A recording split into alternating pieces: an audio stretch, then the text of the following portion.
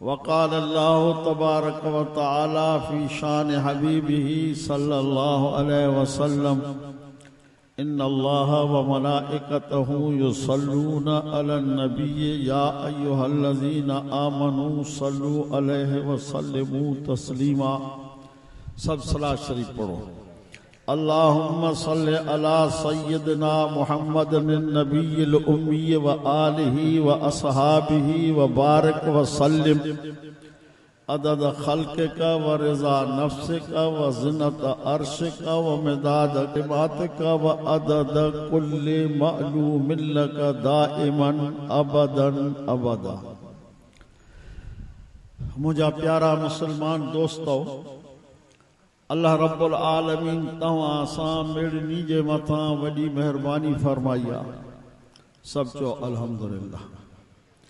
जो हिन बेदी जे दौर में हिकड़ी जगह ते विहारे पंहिंजे क़ुरान मजीद जे ॿुधण ऐं ॿुधाइण जी तौफ़ीक नसीब अता फरमाई। तव्हां असांजे पाक पैगंबर सब चो सल्लल्लाहु अलैहि वसल्लम 1400 साल अग में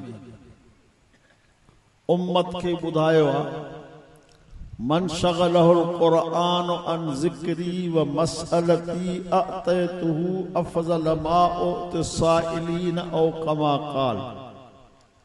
महबूब करीम फरमायो, मुझो ओहो उम्मती जेको क़ुरान करीम जे तिलावत में मसरूफ़ आहे, क़ुरान करीम जी तिलावत वेठो थो करे, मुझो ॿियो को ज़िक्र नथो करे, हथ खणी मां खां सुवाल भी नथो करे।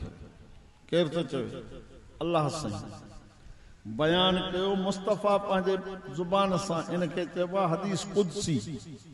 महबूब करीम फरमाइन था त अल्लाह ताला फरमाए थो त मुझो ओहो मानो जेको क़ुरान करीम जे तिलावत में रुधल आहे, क़ुरान करीम जी तिलावत वेठो थो करे, ॿियो कोई ज़िक्र नथो करे, हथ खणी अल्लाह साईं को का शइ घुरे भी नथो।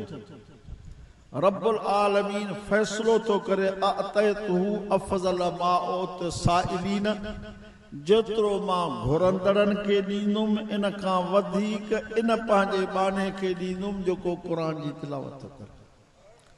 इन मां समझ में आयो त क़ुरान जी तिलावत केॾी वॾी इबादत। मां दोस्तन के ही चवंदो रहंदो आहियां, नाफरमान नौकर के पगार मिलंदी। थोरो ॻाल्हायो बस, मां 2 मिंट ॻाल्हायां। नाफरमान नौकर के पगार मिलंदी, नाफरमान नौकर जी ख़िदमत थींदी। साईं, नाफरमान नौकर के पगार भी न मिलंदी, ख़िदमत भी न थींदी।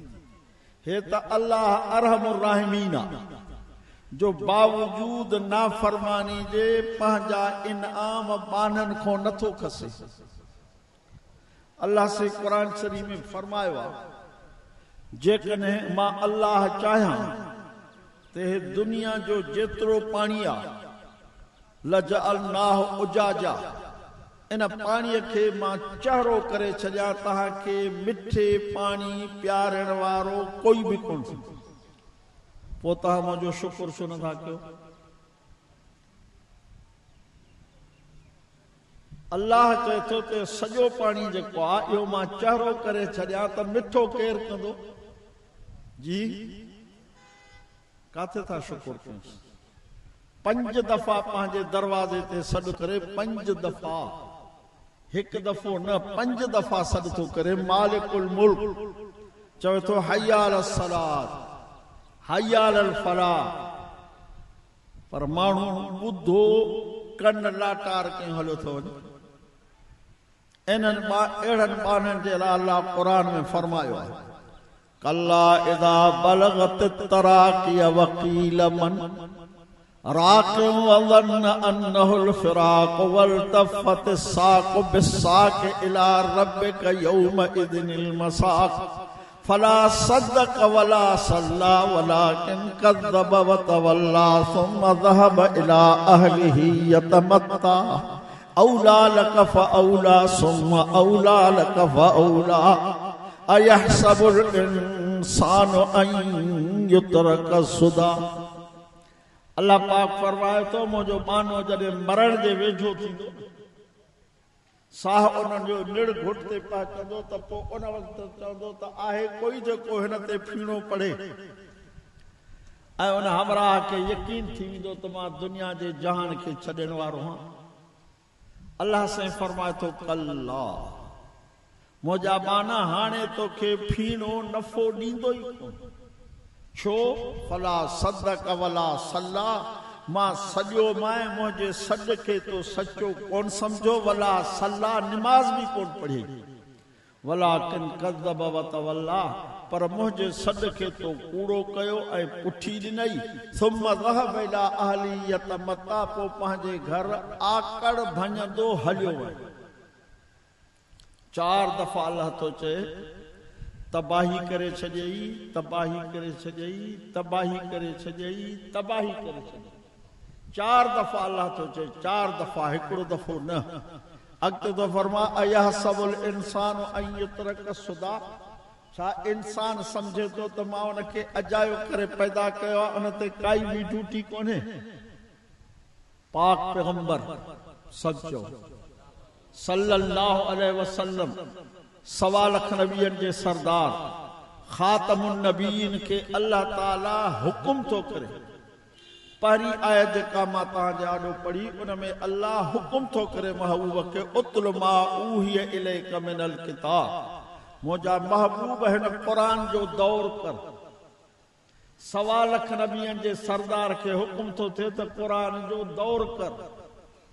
हुकुम ॿियो हुकुम कहिड़ो थो थिए अक़िम सलात मुंहिंजा महबूब निमाज़ भी पढ़ क़ुरान जो दौर भी कर निमाज़ भी पढ़।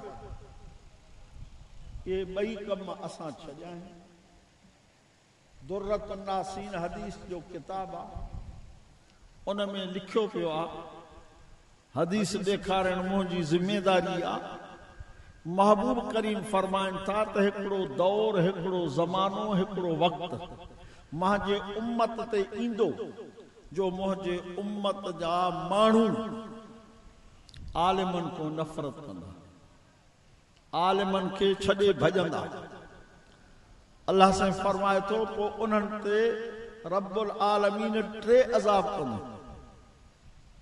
महबूब थो फरमाए मां नथो न्यापो थो ॾियां साईं उन वक़्तु उन्हनि माण्हुनि ते अल्लाह साईं 3 अज़ाब मुक़ररु कंदो।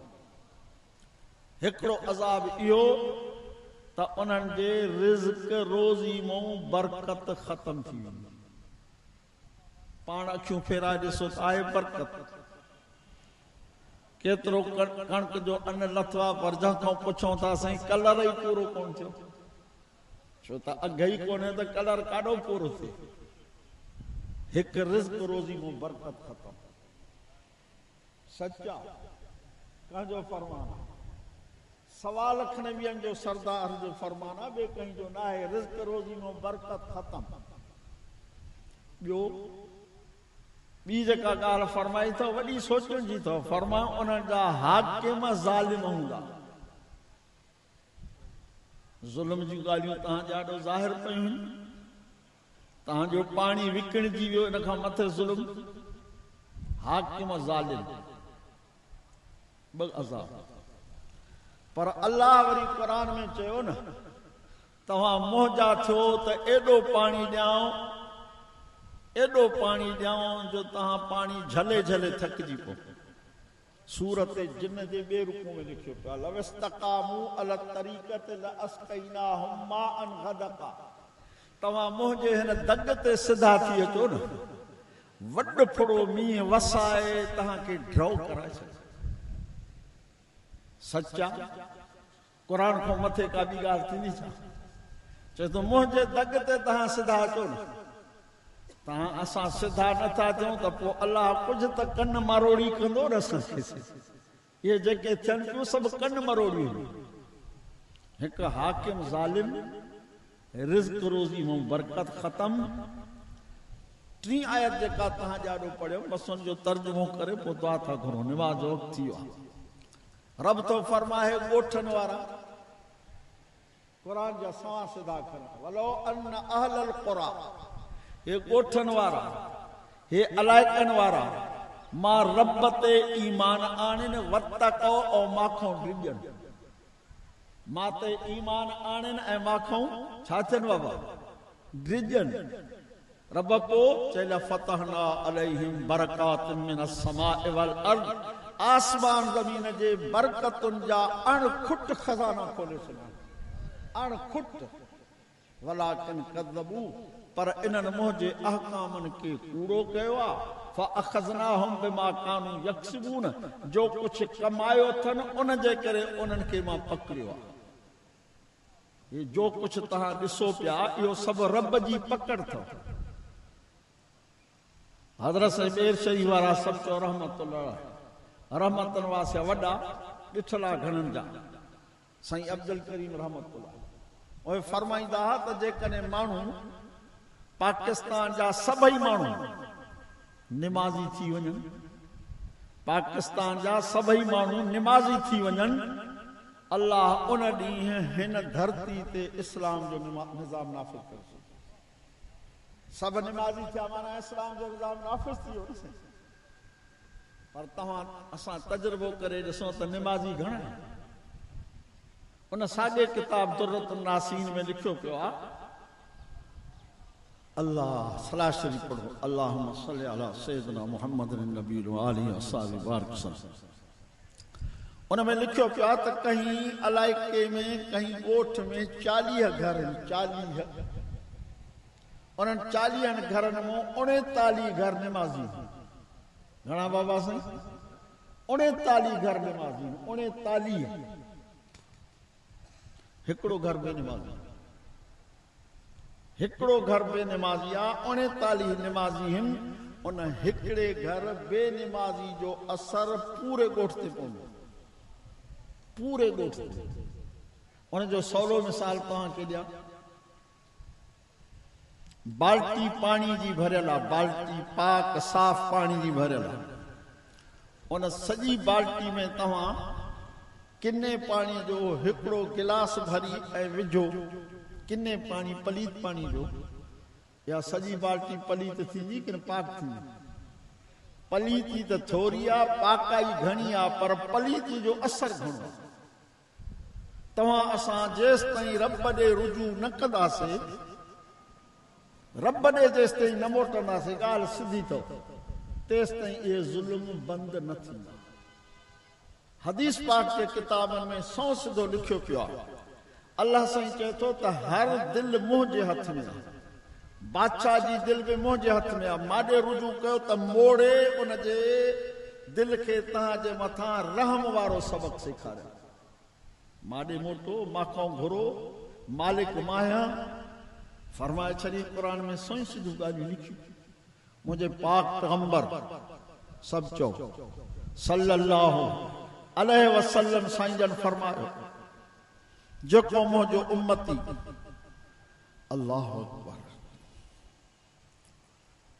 निमाज़ नथो पढ़े जेको मुंहिंजो उम्मती निमाज़ नथो पढ़े केर बि हुजे क़यामत जे ॾींहुं अल्लाह साईं इनखे ॻट ॻिचीअ में विझराए फिरौन सां ॿधी बीहारियो कारून सां हामान सां उबय बिन खल्फ सां मुस्तफ़ा करीम सल्लल्लाहु अलैहि वसल्लम जन जी आदत मुबारक हूंदी साईं जन जी पंहिंजे घर मुबारक में जॾहिं तशरीफ़ खणी ईंदा हुआ त पहिरें पंहिंजे घर भातनि खां सुवाल कंदा हुआ त निमाज़ पढ़ी अथव पहिरियों सुवाल घर भातनि खां सवा लख नबियनि जे सरदार पंहिंजे घर भातनि खां सुवाल कंदा हुआ त निमाज़ पढ़ी अथव पोइ मुस्तफ़ा करीम सल्लल्लाहु अलैहि वसल्लम खे संदन घर भाती कॾहिं अर्ज़ु कंदा हुआ साईं न पढ़ी आहे छो न पढ़ी अथव चए फलाणो कमु हो तंहिं करे निमाज़ न पढ़ी आहे हबीब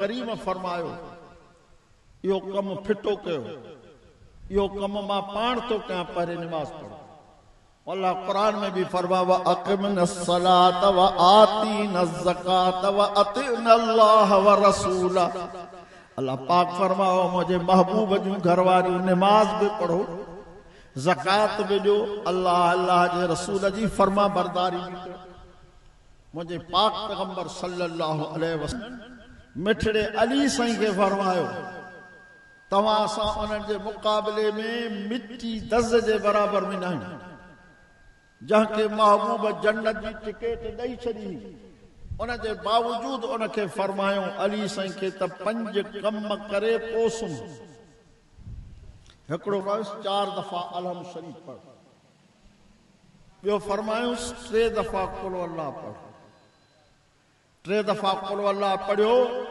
तुंहिंजे खाते में क़ुरान जे 30 सीपारनि जो सवाब लिखिजी बस हिकिड़ी ॻाल्हि करे दुआ था कयूं 3 दफ़ा कुल अल्लाह पढ़ तुंहिंजे खाते में 30 सीपारनि जो सवाब लिखिजी मार्ज़ ही कंदो रहंदो आहियां त 3 दफ़ा कुल अल्लाह पढ़ी पंहिंजे वॾड़नि जे रूह खे सवाब बख़्शो तव्हांखे जीअं मानी जी ज़रूरत आहे पाणी जी ज़रूरत आहे असांजा वॾड़ा जेके असां खां मोकिलाए विया आहिनि उन्हनि खे वरी सवाब जी ज़रूरत आहे 3 दफ़ा कुल अल्लाह पढ़ी पुछो अल्लाह जेके असांजा वॾड़ा मोकिलाए विया आहिनि महबूब जे उम्मत जे मथां कलमे पढ़ंदड़ मुस्लमान मोकिलाए विया आहिनि उन जे रूह खे सवाब बख़्शो 30 उन खां पोइ 100 दफ़ा कलमे खे भेरो ॾियो सभई चओ ला इलाहा इल्लल्लाह ला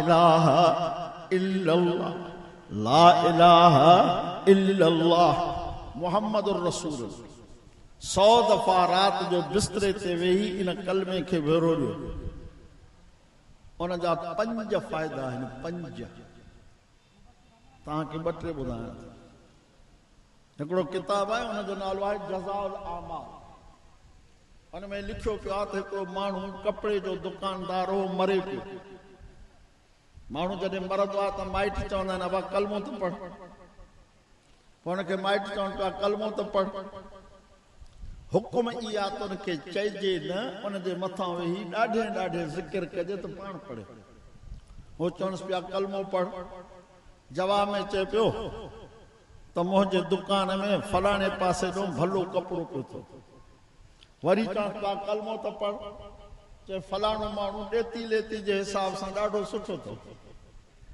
पछाड़ी ताईं इहे 2 अखर चवंदो रहियो कलमो न पढ़ियई बिना कलमे पढ़ण जे साह निकिरी वियुसि महबूब करीम फरमायो 1.25 लख नबियनि जे सरदार जंहिं मुंहिंजे उम्मती जे ज़ुबान ते पछाड़ी में कलमो जारी थियो मां पंहिंजे उन उम्मती खे ॾसां थो त जन्नती थी हिकु फ़ाइदो इहो थींदो त इहो कलमो पको थींदो ज़ुबान ते जारी थींदो ॿियो फ़ाइदो इहो थींदो महबूब फरमा जेको अल्लाह खे यादि थो करे अल्लाह जो ज़िक्र थो करे इहो आसमान जे मलाइकनि खे ईअं चमकंदे नज़र थो अचे जीअं तव्हांखे आसमान जा सितारा चमकंदे नज़र ईंदा आहिनि 3 फ़ाइदो इहो थींदो त क़बर उन जे लाइ कुशादी थींदी 4 फ़ाइदो इहो थींदो त उन खां सुवाल जवाब सवला थींदा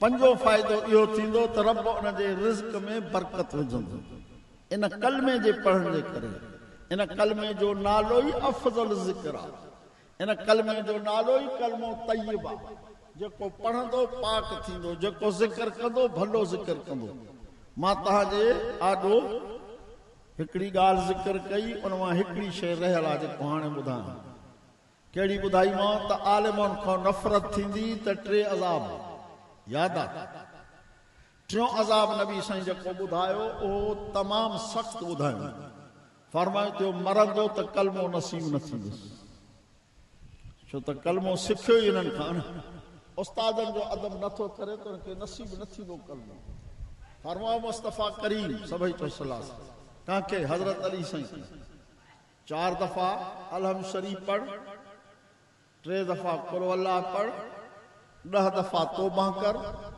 10 दफ़ा सलात पढ़ 10 दफ़ा 3 कलमो पढ़ सुभान अल्लाह वल्हम्दुलिल्लाह इहे पढ़ी पोइ सुम ईअं न सुम ॿी हदीस पाक में फरमायो त तव्हांखे रिज़्क़ रोज़ी में बरकत खपे थी सोमानी जी नमाज़ खां पोइ वाक़ियत सूरत खे हिकिड़ो भेरो ॾेई सुम्हो तव्हांजे रिज़्क़ रोज़ी में बरकत 4 फरमायो त जेको मुंहिंजो उम्मती सुम्हण जी नमाज़ खां पोइ सुम्हण खां अॻु में मुल्क सूरत खे हिकिड़ो भेरो ॾेई छॾींदो। तबारकल्लज़ी बियदिहिल मुल्कु व हुव अला कुल्लि शैइन क़दीर। इहा 3 आयतुनि वारी सूरत आहे जेको इनखे हिकिड़ो भेरो ॾेई सुम्ही पवंदो। मरण खां पोइ उन जा मिट जॾहिं उनखे क़बर में दफ़न करे ईंदा। क़बर में कोई हलंदो असां सां? थोरो ॻाल्हायो, असां आख़िरी ॻाल्हि कयो। मतां खां सां हले न अम्मा हलंदी, न अबो हलंदो, न पुट हलंदा, न घरवारी हलंदी। भला जेको हले उन सां यारी रखबी। जेको हले ॾिसी वठो, हे हलंदो असां सां, हे असां सां हलंदो, हे वफ़ादार आहे। मुस्तफ़ा करीम फरमाया, मां नथो चवां, महबूब फरमाया, हिन जी सूरत जेका मुल्क आहे, मरण खां पोइ क़बर में जॾहिं बानो दफ़न थी वेंदो, इहा सूरत नूरानी शक्ल वठी क़बर में पहुची रब खे अर्ज़ कंदी, रब हे मूंखे पढ़ंदो हो पोइ सुम्हंदो हो, कुझु कोताहियूं कमज़ोरियूं अथसि, मुंहिंजे करे माफ़ करेसि, मुंहिंजे करे माफ़ करेसि। माफ़ नथो करे त क़ुरान मां मूंखे कढी छॾ। अल्लाह पाक फरमाईंदो, तोखे क़ुरान मां कोन कढंदुमि, तुंहिंजे पढ़ंदड़ खे माफ़ कंदुमि। अॼु अज़म कयो त इंशाअल्लाह क़ुरान जी तिलावत कंदासीं, जेतिरो बि अचे थो। माना ॿियो कुझु नथो अचे। औज़ बिल्लाहि मिनश शैतानिर रजीम बिस्मिल्लाहिर रहमानिर रहीम इहो त चयो थो। इहो कुझु पढ़ी पोइ सुम्ही पओ। औज़ बिल्लाहि मिनश शैतानिर रजीम रुगो पढ़ो न साईं, लिखियो पिया किताबनि में। तन ते तावीज़नि जो असरु कोन थींदो, कार इल्म जो असरु कोन थींदुसि, जादू जो असरु कोन थींदुसि। रुगो औज़ बिल्लाहि मिनश शैतान, औज़ बिल्लाहि मिनश शैतान, इहो पढ़े। ॿियो फरमायूं त बिस्मिल्लाहिर रहमान, बिस्मिल्लाहिर रहमान पढ़ंदासीं त हर शइ में बरकत। फरमायूं त बिस्मिल्लाहिर रहमान रहीम करे तव्हां जेकॾहिं मानी खाओ ऐं 2 ॼणनि जी हुजे त 4 ॼणनि खे किफ़ायत कंदी, 4 तठ किफ़ायत कंदी। अॼु अज़म कयो त इंशाअल्लाह तिलावत क़ुरान बि कंदासीं, निमाज़ बि पढ़ंदासीं। इन्हनि वाइज़नि ॿुधण जो ॿियो कहिड़ो फ़र्क़ु। तौबा बि कंदासीं, ख़बर न आहे त इज़राइल लाइ कॾहिं साह कंदा। व आख़िर दावाना अल्हम्दुलिल्लाहि रब्बिल आलमीन।